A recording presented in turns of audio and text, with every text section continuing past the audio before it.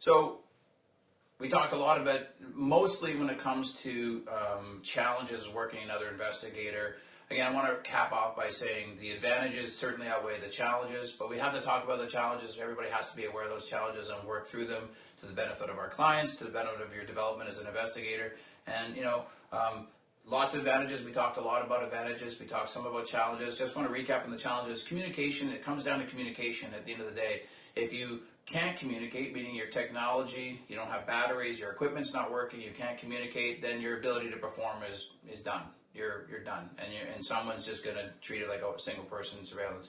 If you have the ability to communicate, meaning your communication is working, now it's what you say and how you communicate, and that's really important. So repeating back to the lead investigator instructions, directions of travel, who's filming, who has the lead, who has the eye, who's doing what, where are you, where's the subject, these things, and this is going to be constant.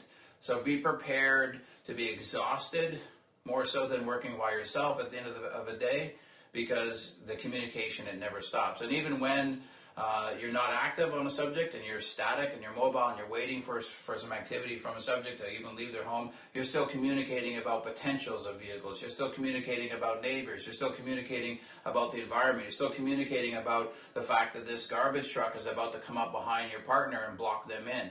Do you want to adjust to that? Do you want to be ahead of that? Do you want to wait that out and hope that that doesn't interfere with you and the investigation? So these are things, the environment that you're in at any given place is going to tell you a lot about some of your decision making. And so you want to stay on top of that. You want to communicate these challenges and situational awareness to your partner and them to you. And so really it's endless communication. So that's why your equipment's got to be ready to go.